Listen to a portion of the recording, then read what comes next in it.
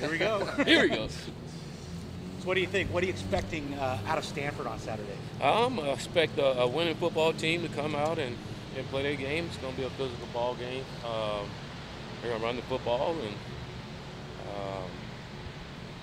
it'll be a good football game. How do you change the pregame to account for that 8 p.m. start?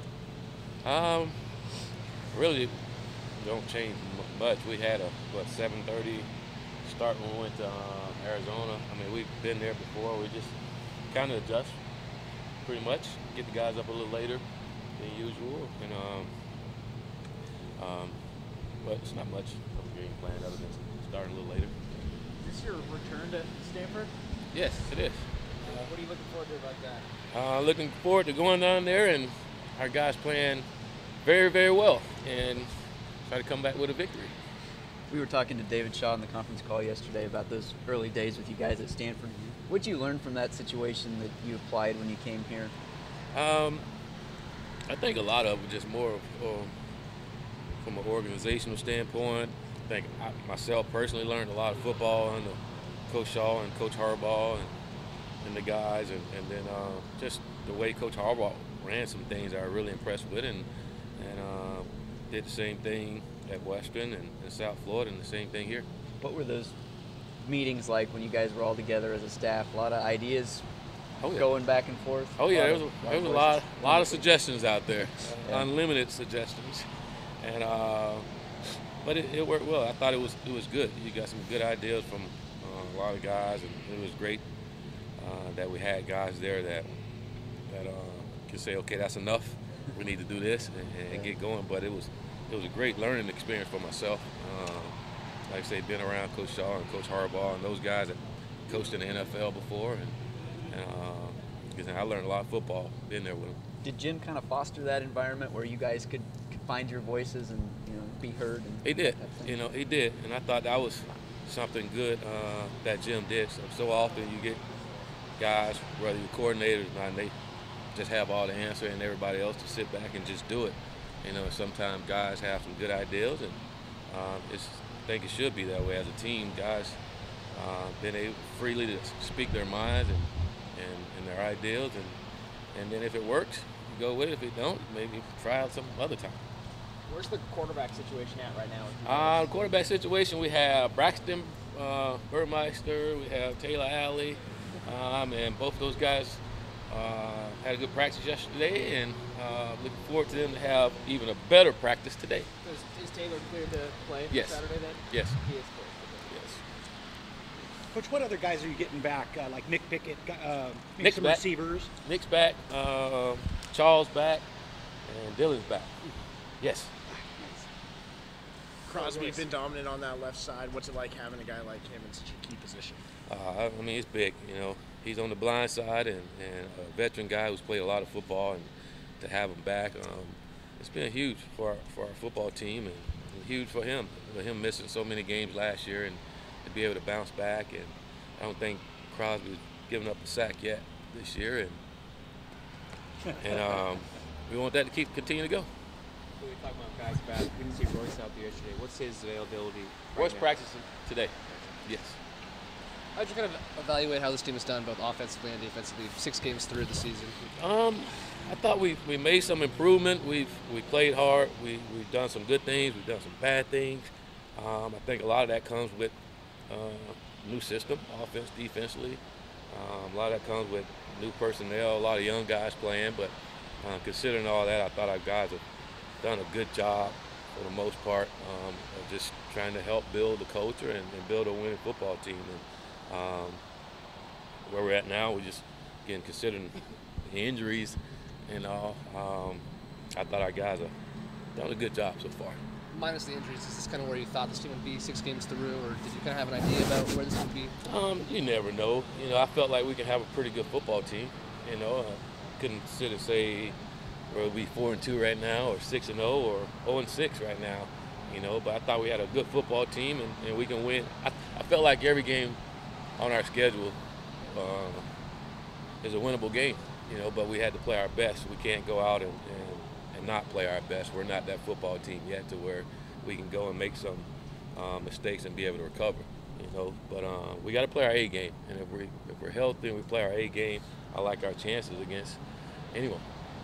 Coach, Brady Breeze up there leading or tied for the lead with Pac-12 special teams tackles. How big of it is it to see a young guy like that making an impact on special teams? It's great, for a guy like Brady, an Oregon guy, that loves the Ducks, to see him come in and play the way he's playing is big. Like you say, a young guy that's making a lot of plays on special teams, and usually that's where it starts with young guys is on special teams, and then they move to a position group and start making plays. And Brady is starting to get some plays in there at safety, and I think a lot of that has to do with what he did in training camp and what he's doing on special teams, and it's big. And Brady and I talked about it all the time, getting on special team, making plays, and it builds your confidence, and you start to get some experience. So when you get in there at safety, the game's a little slower, and you can react a lot quicker. And very proud of what Brady's doing, and I think he'll continue to get better. I know one thing, he takes pride in it.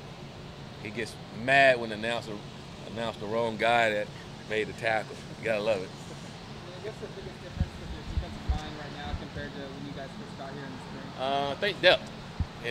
We didn't have a lot of depth, and there was a lot of unknown coming in here. You hear so much, you watched the film last year, but I think Coach Joe has done an unbelievable job with those guys of getting them to play hard and physical and taking pride in what they're doing, and I think we're all seeing that in our D-line now these last couple of games. I would say over the last 3 games, they've been getting better each and every week. Been really, really, really impressed with Henry Mundu and his effort and how he's improving. You see a guy who's a senior and he's playing that way like it's his last time. He's enjoying his teammates and he's doing everything he can to help our football team win ball games. Last year, Troy Dye was really the only guy who had much success getting to the quarterback. This year, you got Jonah, Henry, Jim. What's it do with your defense when you have like 5 guys who can pretty much on any play get to the quarterback and put some pressure on him? It's great when you can get to the quarterback. I think that's the key on any defense is getting to the quarterback. You think about these quarterbacks nowadays, they do 7-on-7 year-round. If you don't get to them, they'll pick you apart. So I think with our guys getting to the quarterback has helped us tremendously. We've gotten a lot of sacks. We got some turnovers.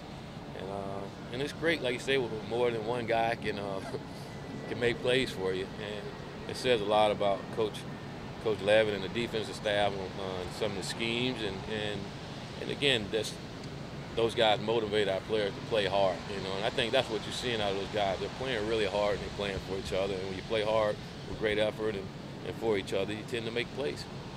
Back to what Austin was mentioning earlier, yesterday David Shaw said that you guys, your personalities seem to click. And once you guys sat down, talked to each other around in the spring and summer, you found out you guys had some common ground. What was it about you? On what level did you guys click? I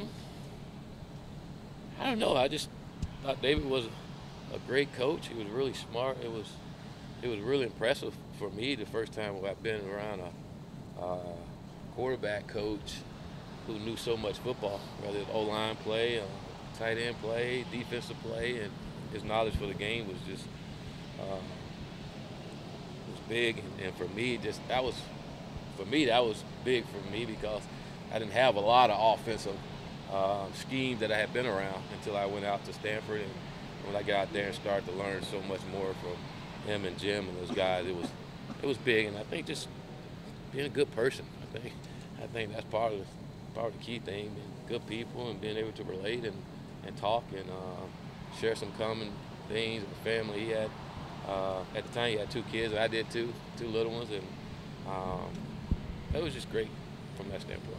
You said you're probably more liable to get fired up than he is. Is he as kind of calm away from the cameras as he is on the sideline? Oh yeah, David is like this all the time. Whether he's upset, he's happy, whatever, he's like this, and it's great because you don't get up and down emotion. And I try sometimes, but I'm probably a little more easier to get emotionally hijacked than David will. But he's even killed, and that's his personality, and it works for him. Willie, does Bryce Love remind you of anyone you prepared for or coached? No, Bryce Love. Man, I would love to hate the guy, but he's so good. And no, he's different. you look at him, he's a smaller back, but he's so strong and gifted. And like I said, we got a game tackle. It's not going to be one guy bringing that guy down.